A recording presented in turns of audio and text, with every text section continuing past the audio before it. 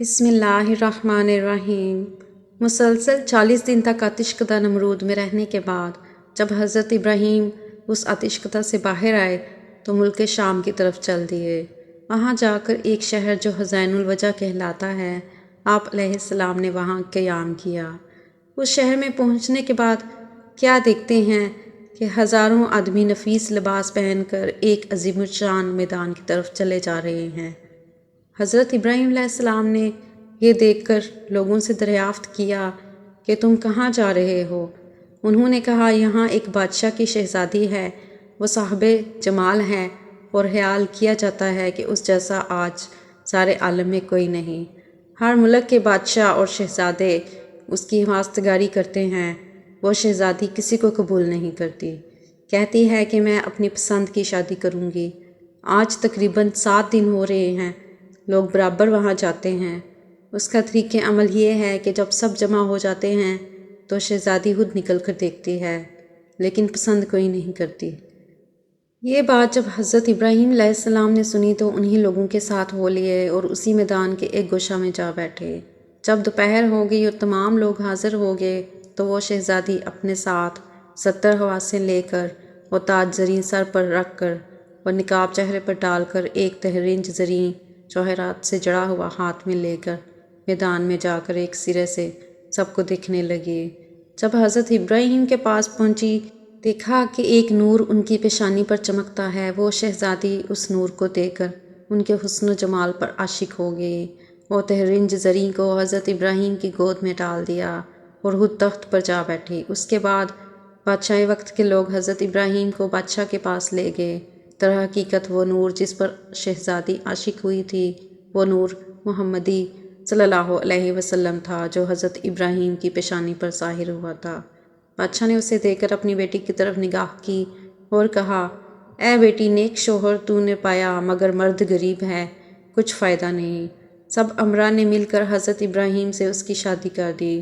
وہ تمام رسومات بادشاہ نے ادا کیں اور سارے شہر میں خوشی و خرمی ہوئی۔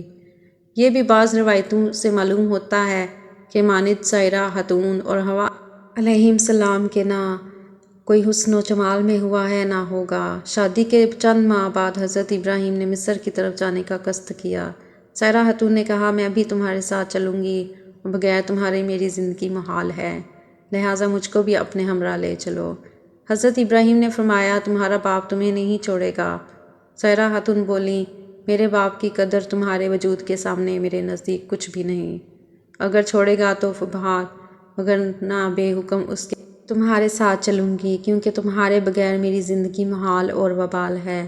پھر سائرہ نے اپنے باپ سے رخصت مانگی، اس نے ان کو اجازت دے دی۔ تب حضرت ابراہیم سائرہ خاتون کو لے کر شہر سے نکلے اور اللہ کا حکم بھی یہی تھا۔ راستے میں کچھ لوگوں نے کہا، اے حضرت ابراہیم علیہ السلام، مصر کا بادشاہ بہت ظالم ہے اور وہ عورتوں کی خواہش بہت رکھتا ہے اور بالخصوص عروس نو کا بہت زیادہ شائق ہے اور وہ بہت جلد اس کی طرف مائل ہوتا ہے۔ اس کے راستے پر 10 آدمی متعین رہتے ہیں۔ جو کوئی مال و اسباب مصر لے جاتا ہے تو اس کو پکڑ اس سے اس مال کا محصول لیتا ہے، اور اگر کوئی سوداگر عورت کو ساتھ لے جاتا ہے تو وہ اس عورت کو اس سے چھین لیتا ہے۔ یہاں سے حضرت ابراہیم علیہ السلام کی دوسری شادی کی ابتدا ہو رہی ہے۔ یہ سن کر حضرت ابراہیم علیہ السلام اندیشہ کرنے لگے، کیونکہ حضرت ابراہیم علیہ السلام ناموس میں بزرگ تھے اور سائرہ خاتون کے برابر حسینہ سارے جہاں میں کوئی عورت نہ تھی۔ اس راہ کے سوا جانے کے واسطے کوئی دوسری راہ بھی نہ تھی۔ حضرت ابراہیم نے ایک صندوق بنا کر سائرہ خاتون کو اس میں چھپا کر قفل لگا دیا اور صندوق کو اونٹ پر کسوا دیا۔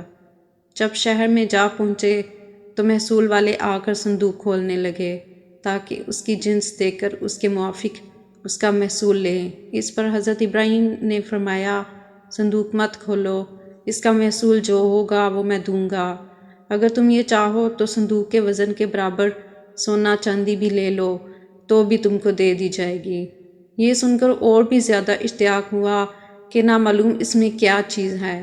چنانچہ انہوں نے بالاسرار اس صندوق کو کھولا تو دیکھتے ہیں کہ ایک عورت صاحب جمال حسن سے بھرپور آفتاب کی مانند اس میں بیٹھی ہے، جس کا ثانی اگر تلاش بھی کیا جائے تو ملنا ناممکن ہے۔ جب محصول والے حضرت ابراہیم علیہ السلام اور سائرہ خاتون کو بادشاہ کے نزدیک لے گئے تو بادشاہ ملعون نے پوچھا، یہ عورت تمہاری ہے؟ حضرت ابراہیم علیہ السلام نے بادشاہ کو جواب دیا جو اسلامی جواب تھا۔ آپ نے فرمایا، یہ میری بہن ہے۔ بیوی کو بہن کہنا سابقہ شریعت میں درست تھا۔ یہ جواب سن کر اس ملعون نے کہا، تم اپنی بہن کو مجھے دے دو۔ تب حضرت ابراہیم علیہ السلام نے فرمایا، وہ اپنی ذات کی مالک ہے۔ سائرہ خاتون نے کہا، پناہ مانگتی ہوں میں اللہ تعالیٰ سے۔ وہ ملعون یہ سن کر ہنسا اور حکم کیا کہ ان کو حمام میں لے جاؤ اور نہلا دھلا کر اور لباس فاخرہ پہنا کر خوشبو سے معطر کر کے میرے پاس لاؤ۔ ملعون کے حکم پر ایسا ہی کیا گیا۔ اللہ تعالیٰ نے حضرت جبرائیل علیہ السلام کو بھیجا کہ پردہ حضرت ابراہیم علیہ السلام کی آنکھوں سے اٹھا دیں تاکہ حضرت ابراہیم علیہ السلام و تمام گفتگو جو ملعون حضرت سائرہ خاتون کے ساتھ کرے سن سکیں اور ان کے تمام حالات آنکھوں سے دیکھیں۔ جب جمال مبارک حضرت سائرہ خاتون کا اس ملعون نے دیکھا تو فوراً اس نے دست درازی کا قصد کیا۔ اسی وقت اس کا ہاتھ شل اور خشک ہو گیا۔ پھر اس نے چاہا کہ بے ادبی کرے، تب اللہ کے حکم سے اپنے زانوں تک زمین میں دنس گیا۔ جب اس کا کوئی بس نہ چل سکا تو کہنے لگا کہ یہ عورت تو جادوگر ہے۔ حضرت سائرہ خاتون نے اس ملعون سے کہا، اے بدبخت، میں جادوگر نہیں ہوں، لیکن خاوند میرا خداوند قدوس کا دوست ہے جو سب کی نگہبانی کرنے والا ہے اور خداوند کریم کی درگاہ میں دعا کرتا ہے کہ تاکہ تو مجھے بے عزت نہ کر سکے۔ یہ سن کر اس نے توبہ کی۔ فی الفور ہاتھ اس کا درست ہو گیا۔ زمین نے بھی اس کو چھوڑ دیا۔ دوسری مرتبہ سائرہ خاتون کی طرف نگاہ بد سے دیکھا تو اسی وقت اندھا ہو گیا۔ تب اس ملعون نے کہا، اے بی بی معصوم، میرے حال پر دعا کرو اور میں اس کام سے ہمیشہ کے لیے توبہ کرتا ہوں۔ جب حضرت سائرہ نے دعا کی تو اللہ کے حکم سے اس کی آنکھیں اچھی ہو گئیں۔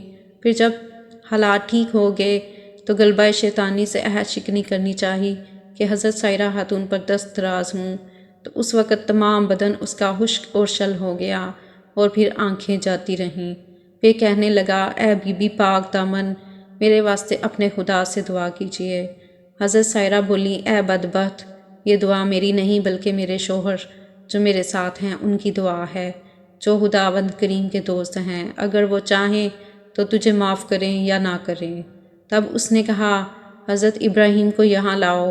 اس کے بلانے پر جب حضرت ابراہیم وہاں تشریف لے گئے تو اس ملعون نے کہا، اے ابراہیم علیہ السلام، مجھے معاف کیجیے، میں نے آپ پر بڑا ظلم کیا ہے اور میں اب توبۃ النصوح کرتا ہوں۔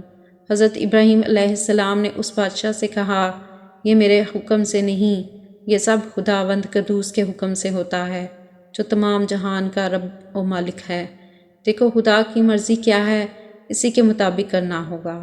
اسی وقت حضرت جبرائیل علیہ السلام نے آ کر فرمایا، اے ابراہیم، خدا تعالیٰ نے تمہیں سلام کہا اور فرمایا ہے کہ جب تک یہ تمام ملک اور خزانہ تم کو نہ دے تم ہرگز اس سے راضی نہ ہونا۔ پھر حضرت ابراہیم علیہ السلام نے اس بادشاہ سے یہ بات کہی کہ میرا رب ایسا فرماتا ہے۔ بادشاہ نے یہ باتیں سنتے ہی تمام سلطنت اور اپنا خزانہ حضرت ابراہیم علیہ السلام کو دے دیا۔ یہ کیفیت ہونے پر حضرت ابراہیم نے اس بادشاہ کے حال پر دعا کی۔ اس نے دعا کی برکت سے صحت و تندرستی پائی۔ مروی ہے کہ حضرت ابراہیم نے اس مملکت کے 2 حصے کر کے جو جانب کنعان تھا وہ آپ نے خود رکھ لیا اور باقی جو بچا اسی کو واپس کر دیا۔ بادشاہ نے ایک صاحبزادی دوشیزہ نیک روح خوبصورت صاحب جمال لا کر حضرت سائرہ خاتون سے کہا، اے نیک بخت بی بی، میں نے تمہاری بے حرمتی کی کوشش کی اور میں نے تم کو دیکھ کر اندیشہ بد کیا۔ تمہارے عفو معاف کے شکرانہ میں یہ بی بی ہاجرہ تمہیں کو دیتا ہوں اور جو گناہ و تقصیریں مجھ سے ہوئیں معاف کیجیے۔ حضرت ابراہیم علیہ السلام حضرت سائرہ خاتون اور بی بی ہاجرہ کو لے کر کنعان کو چلے۔ راستہ میں حضرت سائرہ خاتون اپنا حال جو بادشاہ کے ہاں گزرا تھا وہ بیان کرنے لگیں۔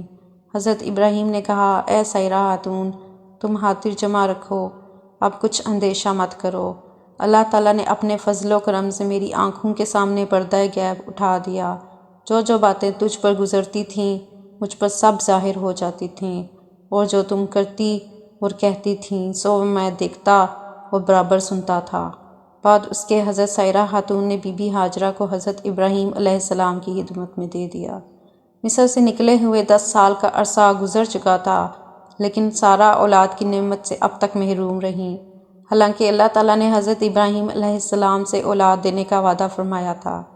حضرت سائرہ خاتون نے حضرت ابراہیم علیہ السلام سے کہا کہ مجھے تو اولاد کی طرف سے نا امیدی ہو چکی ہے، آپ ہاجرہ سے عقد کر لیجئے کہ اللہ تعالیٰ نے اولاد دینے کا وعدہ فرمایا ہے تو شاید اسی سے کوئی اولاد ہو۔ حضرت ابراہیم علیہ السلام نے حضرت سائرہ خاتون کی خواہش کے مطابق حضرت بی بی ہاجرہ سے عقد کر لیا۔ اللہ تعالیٰ کی شان کے 1 سال بعد ہی ان کے بطن سے حضرت اسماعیل علیہ السلام پیدا ہوئے۔ حضرت سائرہ خاتون کی وفات کے تھوڑی مدت کے بعد حضرت ابراہیم علیہ السلام ایک اور عورت کو اپنے نکاح میں لائے جس کا نام کتورہ یا کنتورہ تھا، جس کے بطن سے 6 لڑکے پیدا ہوئے۔ حضرت ابراہیم علیہ السلام نے ایک اور عورت سے بھی نکاح کیا جس کا نام حجورہ تھا۔ کتاب مذکور میں اس بیوی کا نام حجون یا ہجین بھی لکھا گیا ہے۔ اس کے بطن سے حضرت ابراہیم علیہ السلام کے 7 بیٹے پیدا ہوئے۔